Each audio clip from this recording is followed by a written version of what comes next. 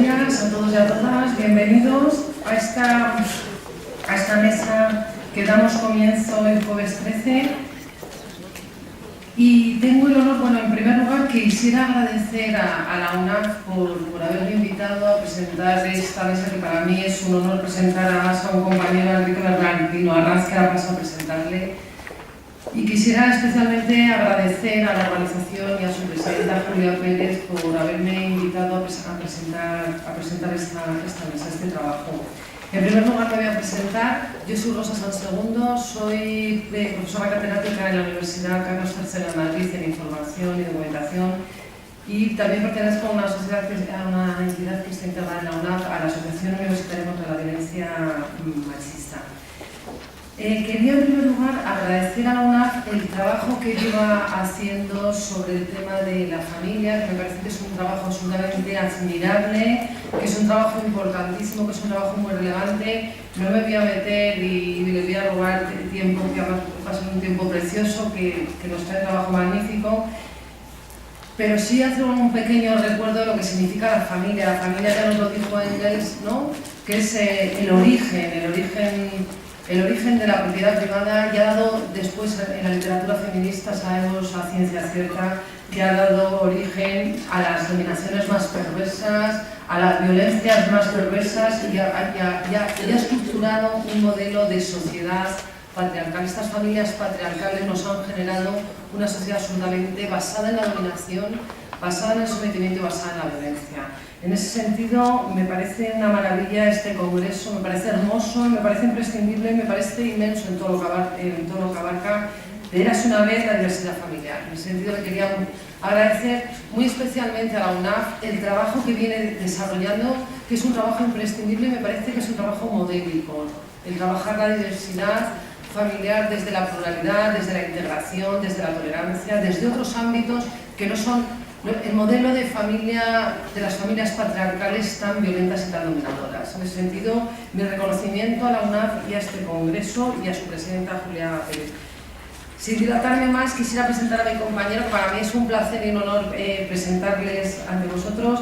Es Enrique Bernardino Arranz. Él es catedrático de Psicología de la Familia en la Universidad del País Vasco. Está especializado en Psicología Clínica, se doctoró por la Universidad del País Vasco y ha hecho sus posgrados tanto en la Universidad de Cambridge como en la Universidad de Oxford. Él insiste en esos posgrados y en esa especialización porque ahí es donde él se ha introducido en estos temas de la integración familiar. Ha dirigido numerosas tesis doctorales, proyectos de investigación, libros, etcétera, etcétera, que no le voy a contar aquí todo su currículum, que es inmenso.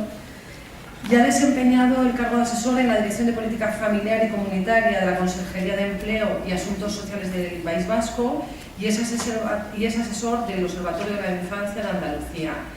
Fundamentalmente, lo que ha trabajado y por lo que está aquí con nosotros y de lo que nos va a hablar es que se dedica y está especializado en transferencia del conocimiento a las familias y a la parentalidad positiva. O sea, por traducirlo al ámbito más de la calle, la transferencia del conocimiento es que el conocimiento no se quede en el ámbito universitario, sino que se haga esa transferencia y que interactúe en el mundo ordinario. Y aquí, por eso es tan pertinente que estés aquí. Bienvenido y tienes la palabra. Gracias. Muchas gracias. Hola, buenos días a todos y todas. Pues un placer estar aquí. Agradezco mucho la invitación de la UNAF. Hablaba la iniciativa de que exista una asociación nacional de familias implicadas en la reflexión y en el trabajo científico sobre este ámbito tan apasionante. Bueno, yo solamente traigo unas 50 diapositivas para media hora, pero creo que seré capaz de resumirlo. Muchas gracias, Rosa, por tu presentación. Y efectivamente, en los últimos años, nuestro interés, nuestro grupo de trabajo es este grupo que es AESI, que es Parenting, Parentalité, Parentalidad, Gurasotasuna. Ya de paso digo que la parte más significativa de mi currículum es que soy de Bilbao. Y la palabra esa que está en euskera, Gurasotasuna, tiene un gran potencial semántico, porque es a la vez ser padre y madre en positivo. En otros idiomas necesitamos positive parenting, parentalidad positiva, gurasotasuna. En eso es en lo que estamos, en transferir desde la investigación, en habilitar a las familias, a las madres y a los padres, en que la práctica de una crianza positiva.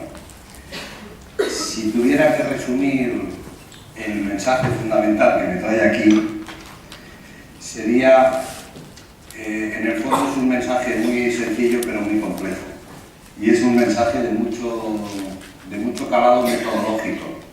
Como sé que estoy ante un público relativamente especializado, yo empezaría diciéndoles que necesitamos un poco de complejidad para abordar el tema de la diversidad familiar. Que realmente cualquier planteamiento de causalidades directas entre la pertenencia a una familia X y cualquier tipo de rasgo positivo o negativo es un planteamiento simple, poco complejo y poco útil. Es decir, si usted pertenece a una familia monoparental va a tener tal problema.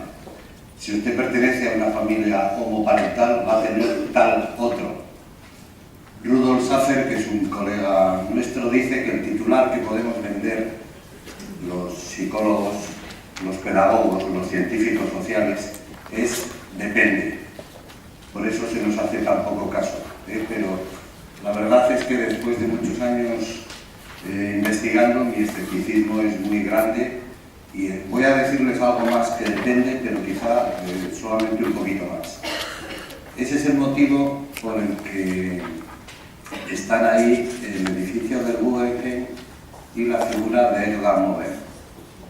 El edificio del Guggenheim se mimetiza con la ciudad, no tiene curvas, no tiene ángulos rectos, es flexible, se deja influir, influye, es un paradigma de la complejidad. A mí es lo que me transmite fundamentalmente. No son unos jardines realizados a tiralíneas que expresarían el racionalismo ilustrado, sino que es la flexibilidad, la complejidad, el relativismo, la multicausalidad, es decir, el paradigma científico de los tiempos que corren. Y este esquema es el que a mí me gustaría desarrollar a lo largo de la charla. Por eso la he subtitulado Érase una vez la familia perfecta, porque puestos a imaginar desde un paradigma de lo que es la familia perfecta, un paradigma complejo, es desde donde nos podremos acercar con complejidad a lo que es la diversidad familiar. Les voy a presentar nuestro famoso estudio sobre diversidad, pero quiero no darle la primacía de esta intervención. Estoy un poco cansado de presentarlo, igual ustedes me han visto en otro sitio presentándolo, y quiero esta vez contextualizarlo más con algunas reflexiones. En primer lugar, desde el punto de vista de interacción familiar, yo creo que la familia no es lo único que influye en el desarrollo de patologías o de cualquier circunstancia positiva o negativa. Y hoy en día esto está claro. Ahora bien, hay una serie de claves que es, como por ejemplo, el tema que señalan los sociólogos, cómo las familias conviven en momentos de ocio, donde es difícil poner normas. Es cierto también que en los tiempos que corren, los estilos educativos más compatibles con los tiempos que corren son los medios adecuados, es decir, el permisivo, el autoritario y el negligente. El famoso estilo democrático, que es un pack de crianza, es menos compatible con condiciones de estrés, de poca disponibilidad de tiempo, etc. Desde luego que si las niñas y los niños no son educados democráticamente, no serán ciudadanos demócratas. Y desde luego que, ante la ausencia de principios educativos, los valores de productividad, que gracias a Dios están en crisis, pues se apropian de cualquier entorno, incluso del desarrollo psicológico dentro de la familia. El problema esencial que siempre se está planteando respecto a la familia es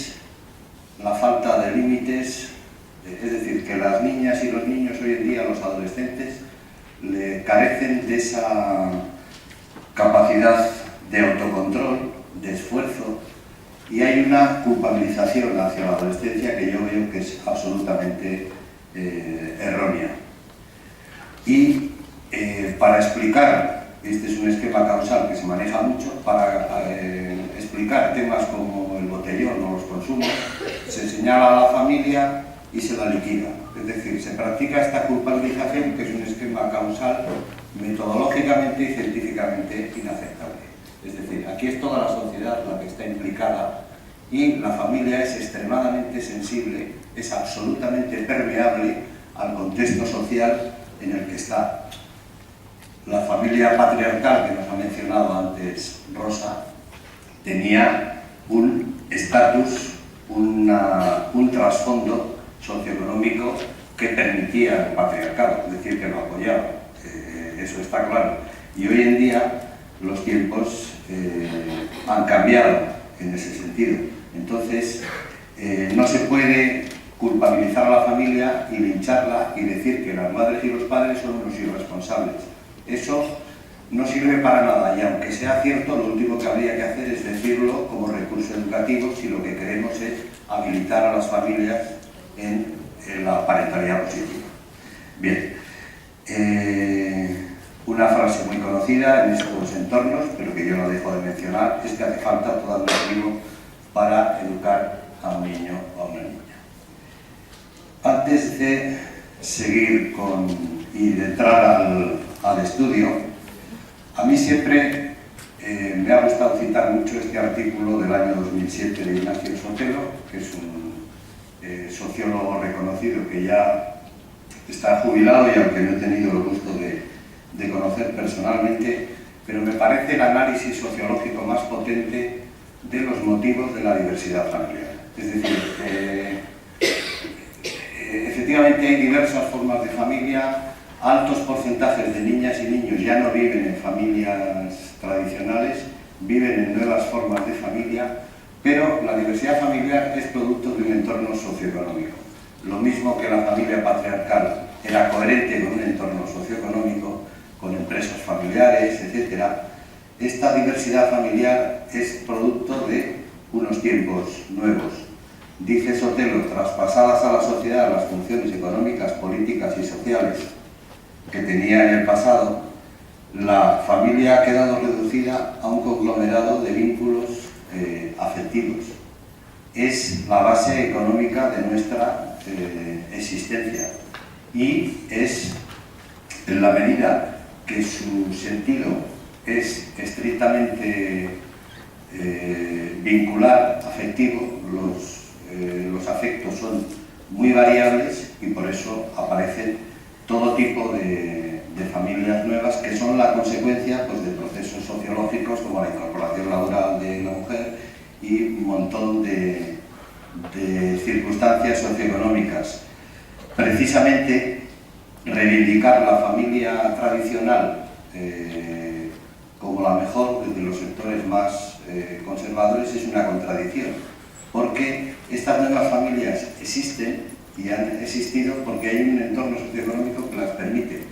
La reproducción, las familias múltiples, el hecho del divorcio, esta permeabilidad de la familia con la sociedad es evidente porque, como por poner un ejemplo, sabéis que las tasas de divorcio con la crisis pues, se han reducido. Esto no es nada positivo. Las familias están obligadas a convivir, es decir, la separación y el divorcio es una especie de lujo económicamente potenciado. Es decir, ya no tienes un crédito ni para una hipoteca ni para divorciarte, que supone un dinero. Es decir, la permeabilidad es absoluta. Bueno, dicho esto, el análisis de Sotelo recomiendo que lo trabajéis. Iríamos, antes de entrar en el estudio, sin más, venía a deciros, por si no lo sabíais, pues, ¿qué es la familia perfecta? La familia perfecta es un grupo de competencias y de un tal conjunto de variables desde todos los puntos de vista, que lógicamente yo solamente voy a hacer un repaso muy rápido porque aquí queda la información y las diapositivas. La familia perfecta es aquella que hace una adecuada estimulación del desarrollo psicológico para que haya un desarrollo sano y de manera muy sintética tiene que cumplir aquello que ha sido esencial para el desarrollo de la especie, es decir, aquello que nos ha hecho seres humanos.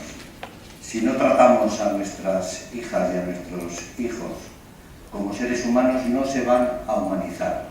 Y para eso, desde el punto de vista de la antropología evolutiva, hacen falta dos cosas. Un contexto libre de presiones que permita el lujo de la exploración, de levantar la cabeza hacia el entorno, y un cierto desafío. La síntesis es afecto y resiliencia. Afecto y resiliencia y estabilidad en las pautas externas. Yo soy muy vigostiano y pienso que el sujeto es producto de su historia, que cada niño y cada niña son producto de su historia y que la seguridad interna, la fortaleza, la capacidad para luchar, la capacidad de resiliencia en esta especie tan particular procede de la estabilidad externa. Es decir, si tú creas un mundo predecible, tanto en las exigencias como en el afecto, vas a contribuir a que aparezca un ser humano. Un ser humano en el sentido más descriptivo, más técnico, más antropológico de la palabra. Es decir, una persona que llega a desarrollar lo que llamamos capacidades psicológicas superiores. Este currículum óptimo de parentalidad positiva lo hemos desarrollado en los últimos años y son las variables de investigación que han demostrado que tienen potencia para fomentar un desarrollo psicológico sano de las personas. Las claves de resumen es afecto, resiliencia, estabilidad, predecibilidad. Un niño o una niña genera un apego seguro cuando su entorno es predecible, cuando hay rutinas de interacción predecibles. Una de ellas es la implicación del padre o segunda figura de referencia, depende del tipo de familia del que hablemos. Y ahí quiero poner un par de vídeos antes de entrar a la reflexión sobre el estudio y acabar del currículum óptimo. Por favor.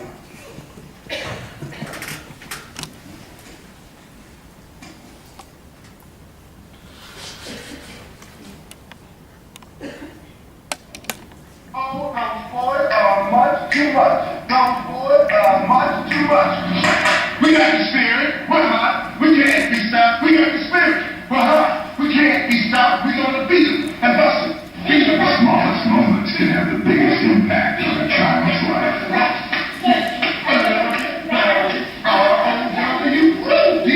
Take time to be a dad. One more time. All those boys are much too much. Those boys. January 15th, 1922, Raj Greenwald straps on his gear and faces the toughest hockey challenge of his life. Why did Raj do this? Arvind. Arvind was why. Fatherhood is the best job on the planet. You can do it. July 24th, 6:45 p.m. Bob Smithers does his stretches and gets his body ready for a tough routine. Why did Bob do this? Natalie. Natalie was why.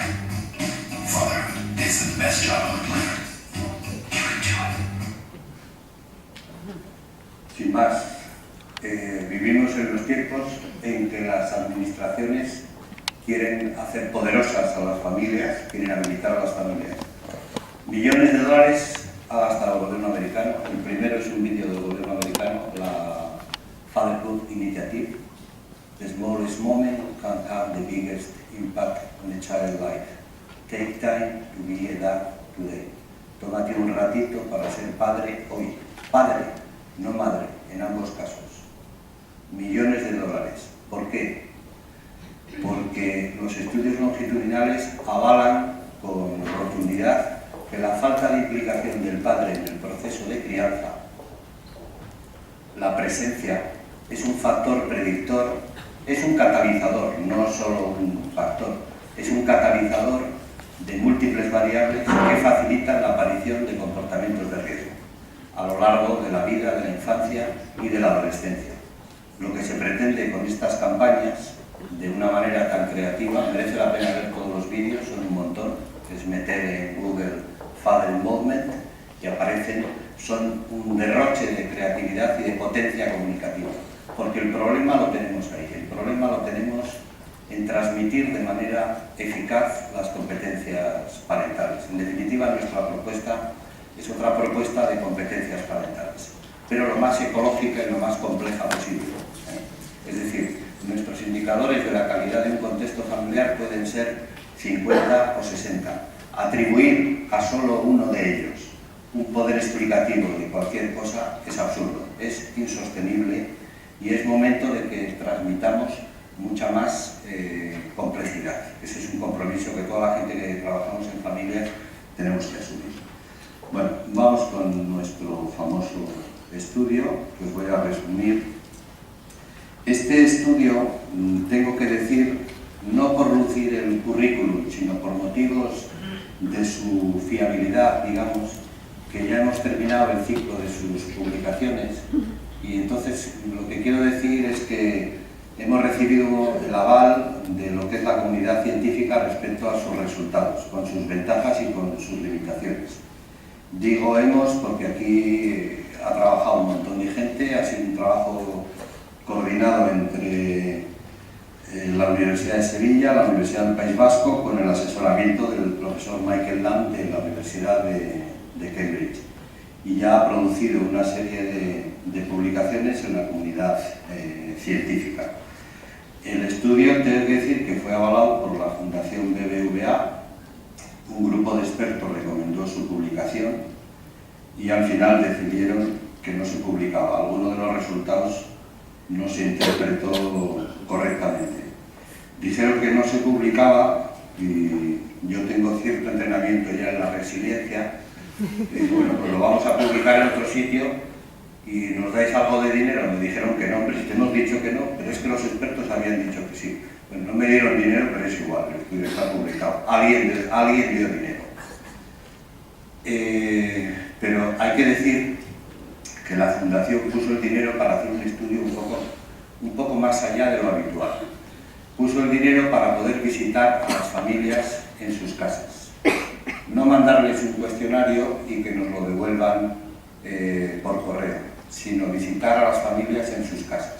Las familias son absolutamente receptivas cuando vas a sus casas, con buen rollo, a hablar de sus hijas y de sus hijos. ¿Qué hemos hecho? Pues seleccionar muestras de este tipo de familias, tradicionales monoparentales reconstituidas, adoptivas, homoparentales y de partos múltiples. Muy bien, ¿no, Rosa? Bien. Me quedan 10 minutos por lo menos, o más. ¿Qué vamos a hacer? Estudiar la calidad del contexto familiar de estas familias y el ajuste psicológico de las niñas y niños que viven en esas familias. ¿Cómo? Pues con los instrumentos científicos de los que disponemos, que es con nuestro protocolo de evaluación de la calidad de contextos familiares.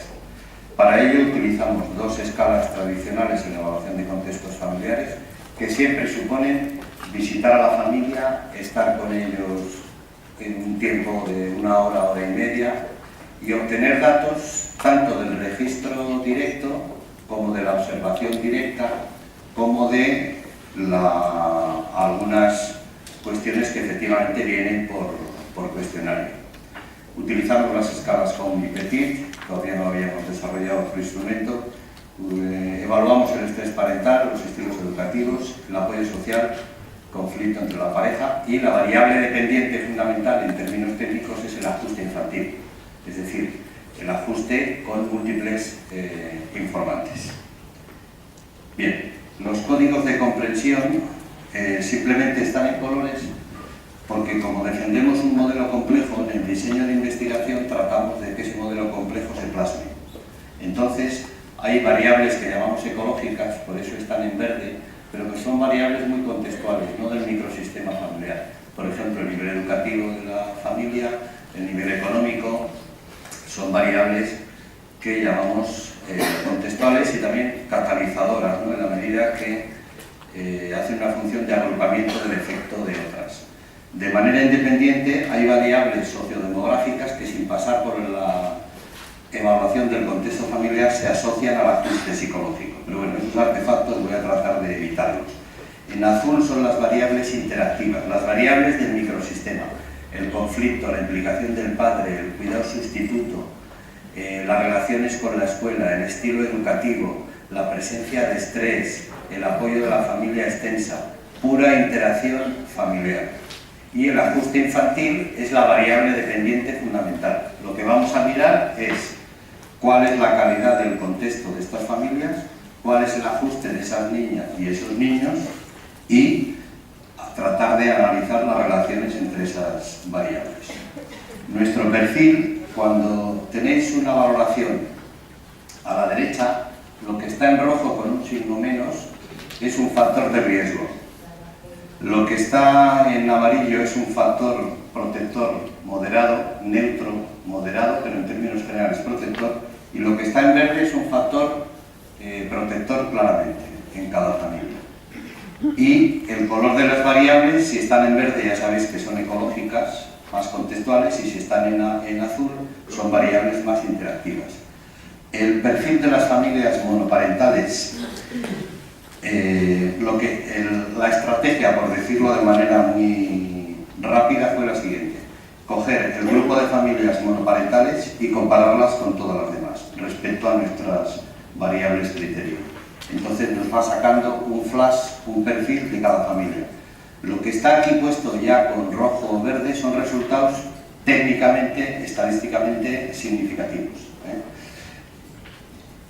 Hay muchas familias monoparentales. Estas de la muestra responden un poco al perfil, digamos, tradicional de las monoparentales. Vienen de un proceso de conflicto, hay dificultades de recursos económicos, entonces aparece un perfil de ingresos bajos, demandantes de apoyo, cuidado sustituto deficitario debido a la falta de medios económicos, confirman que el proceso de separación fue conflictivo y, sin embargo, identificamos como factor protector que estaban relativamente preservadas, porque esto es un perfil muy feminizado, estaban en términos generales preservadas las relaciones con el padre biológico, lo cual es siempre un factor protector desde el punto de vista del menor.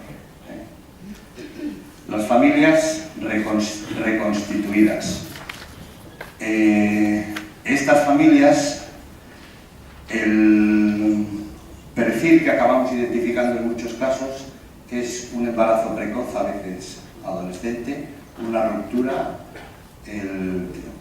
tener una niña o un niño, una ruptura, unas segundas nupcias, y ya sabéis que el hombre, sobre todo el hombre, esto es muy masculinizado, es especialista en tropezar varias veces en la misma piedra. El hombre pierde, digamos, requiere buscar una pareja mucho más rápido que la mujer. Entonces, en estas familias son los padres más jóvenes de la muestra, los hijos de más edad de la muestra, y puntuaciones bajas en la escala Home, puntuaciones bajas en la evaluación general de la familia, en el impacto del niño en la familia, mayor nivel de estrés, red de apoyo externo más conflictiva por los procesos de ruptura y mayor frecuencia de acontecimientos estresantes. Es decir, nosotros estamos pasando la misma analítica a todas las familias y cada una va mostrando sus características.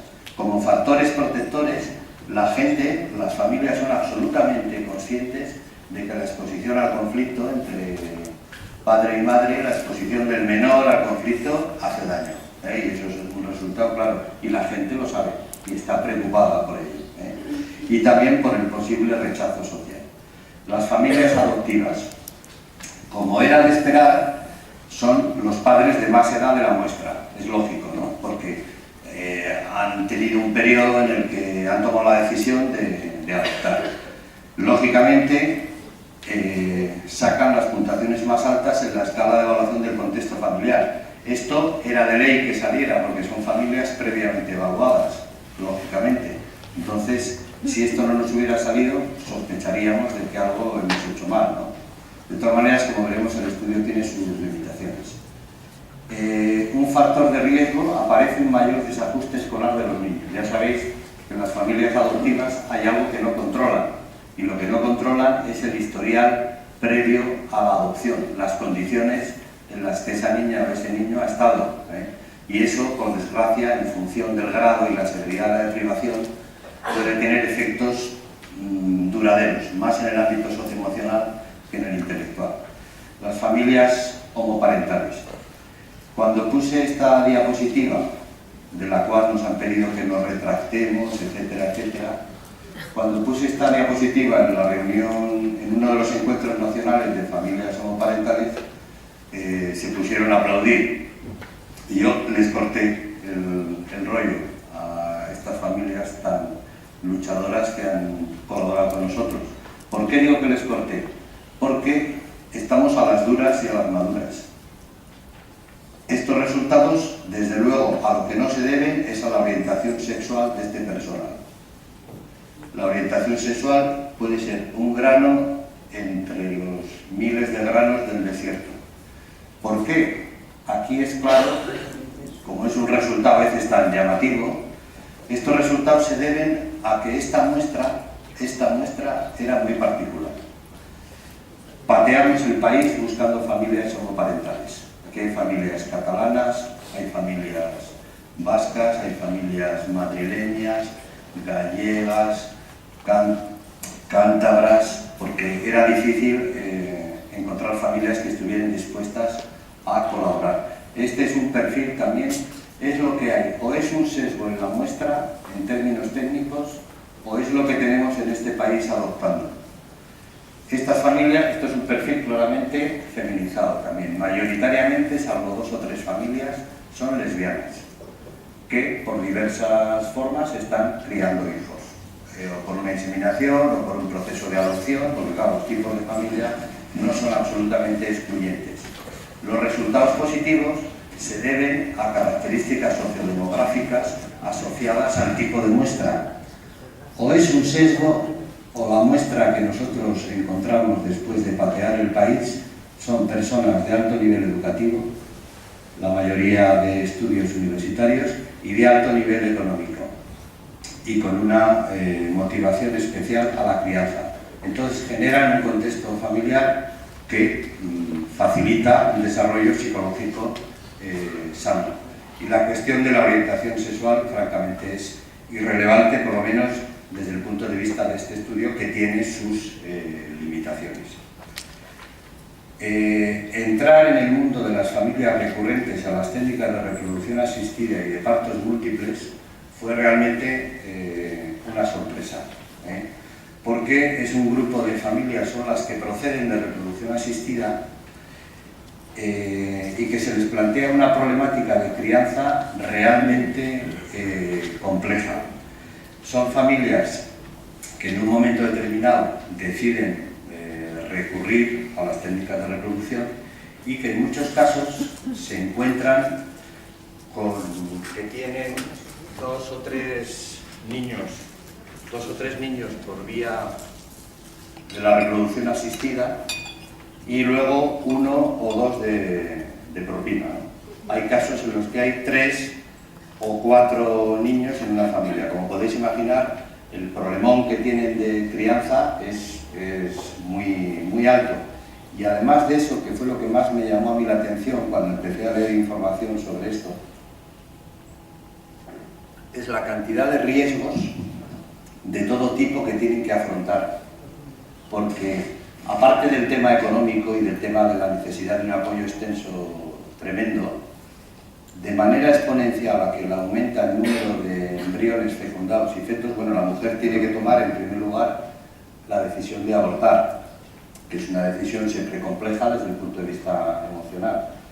El nivel de riesgo que tiene de parálisis cerebral, de problemas de salud de la madre, de hospitalizaciones perinatales largas, es decir, es altísimo. Y muchas familias, yo no sé hasta qué punto manejan toda la información de los riesgos. Desde luego, lo mejor es que no sé si que estuvieran informadas o no estuvieran informadas. Entonces, estas familias, por lo menos en el País Vasco, que tenemos la costumbre de asociarnos cuando tenemos un problema para reivindicar las cuestiones, como en otras partes. Hay 3 asociaciones de madres y padres de partos múltiples. Y lo que identificas claramente, con nuestro screening de la calidad del contexto familiar, identificas el alto nivel de estrés que aparece en estas familias y la necesidad de apoyo de la familia extensa, que en unos casos es posible y en otros casos no. Y el estrés que supone la cantidad de recursos económicos que necesitan para la crianza. Y las familias tradicionales hacían un papel moderador, es decir, salen neutras. Era una muestra, digamos, muy normalizada. Bien, en esta diapositiva vemos variables influyentes sobre el ajuste infantil asociadas a algún perfil familiar. El mayor nivel de ingresos de los padres, el mayor nivel educativo, está asociado a familias homoparentales, la mayor edad de los padres a adoptivas, hijos de más edad a las reconstituidas, evaluación general positiva, homoparentales, puntuaciones bajas en la evaluación general, reconstituidas, puntuaciones bajas en impacto, reconstituidas. El ajuste infantil. El mejor ajuste se daba en las familias homoparentales y el peor ajuste en las familias reconstituidas. Pero por eso yo reivindicaba la complejidad cuando hemos empezado a hablar. El ajuste que se da en las familias homoparentales depende de un conjunto de variables. De un conjunto de variables es lo que hace que cristalice en un buen ajuste. Y el peor ajuste en las familias reconstituidas, ¿de qué creen ustedes que procede? De una situación estresante, de una situación conflictiva, sostenida en el tiempo. A veces los científicos sociales investigamos cosas obvias o de sentido común. Ya les digo que este estudio tiene ya el aval, digamos, de la comunidad científica, pero una niña o un niño expuesto a diversos procesos de ruptura, si ha estado expuesta al conflicto, pues eso va a repercutir en su salud psicológica. Ahora, tampoco se puede decir que las familias reconstituidas vayan a tener siempre un efecto negativo. La conclusión que hay que sacar es que igual requieren mayor orientación o mayor intervención social que otras.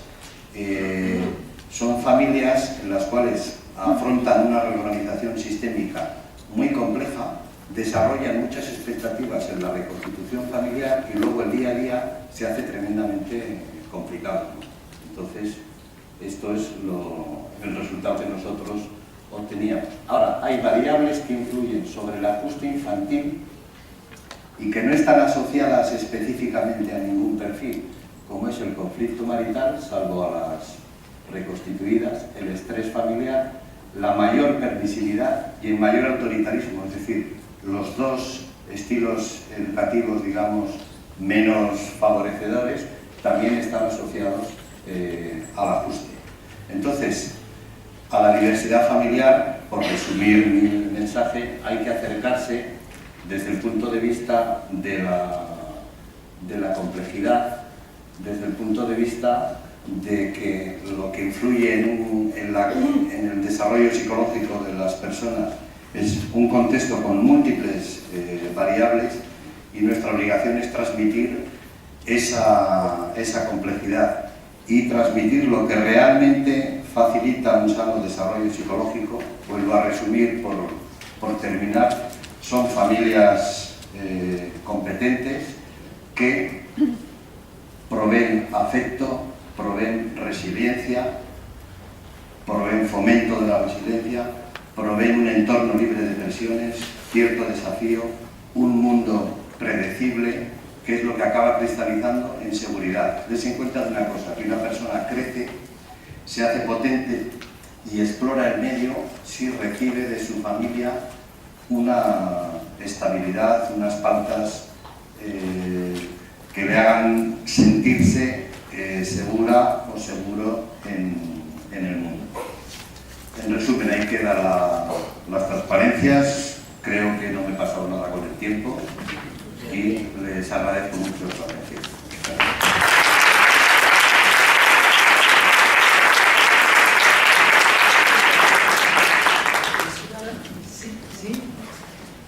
Es una lástima que estemos tan ajustados que con el tiempo. Vamos a abrir un turno de palabras muy rápida. A mí, como tengo el turno de palabra aquí, la primera, es muy instructiva. Yo te quería agradecer muy especialmente, pero claro, yo que estoy en la Asociación Universitaria contra la Violencia Machista, lo primero que se me ocurre cuando hablas es que hablas del padre protector y no haces mención en modo alguno de la violencia de género. Y dices, la familia adoptiva no controla lo anterior, no controla la violencia de género. O sea, a mí me sorprende que en un estudio sobre la familia, una cosa que tanto peso tiene, y más en las familias reconstruidas, en los divorcios, etcétera, etcétera, que están absolutamente mediadas por la violencia de género, ni siquiera lo trabajéis en el estudio.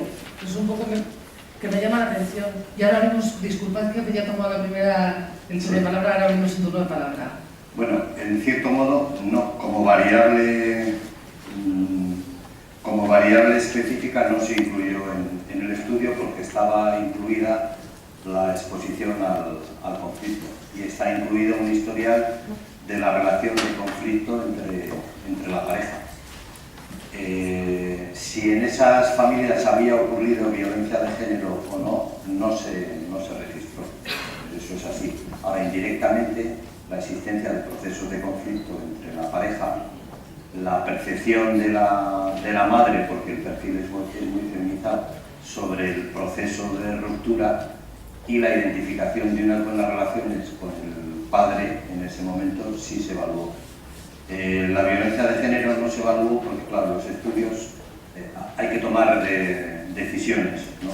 Entonces, lo que se hizo fue hacer la proyección de lo que digamos lo que es la familia perfecta y tratar de ser lo más sensible posible a la variabilidad. Pero es cierto que no se incluyó como variable porque te introduce otro montón de variables adyacentes y hay que cortar en algún sitio. Pero bueno, lleva razón. Ya sabes, si eres investigadora, lo entenderás. ¿Alguien quiere hacer alguna pregunta?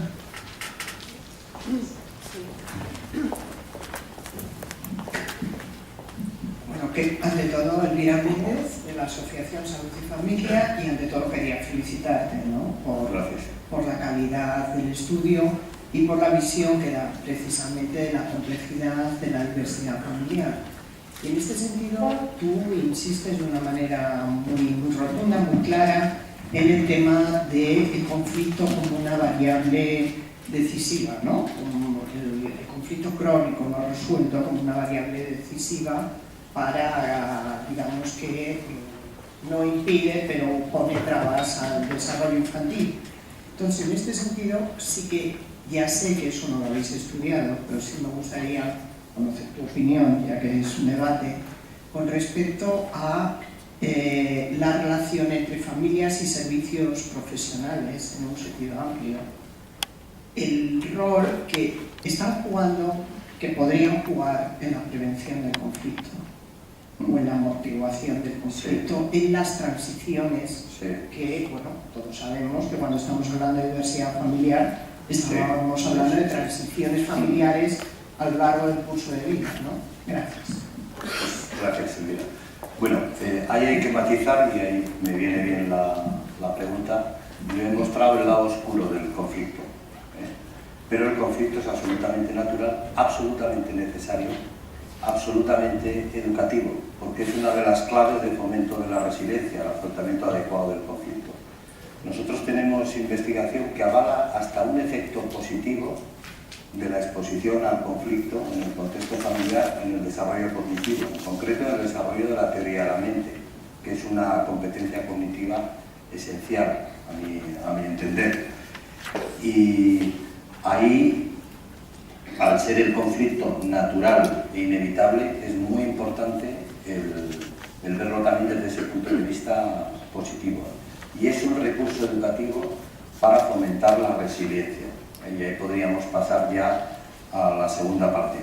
En cualquier caso, se me ha olvidado decir que realmente, desde el punto de vista científico, lo que más interesa, lo que más nos interesa y de lo que sabemos muy poco, es cómo de las mejores familias pueden salir las personas más igual inadaptadas. Eso es lo que realmente yo daría algo por saber. Y cómo de las peores familias técnicamente pueden salir a veces personas resilientes, potentes, superdotados y genios, que es el caso. Por ejemplo, el de Leonardo da Vinci, por citar.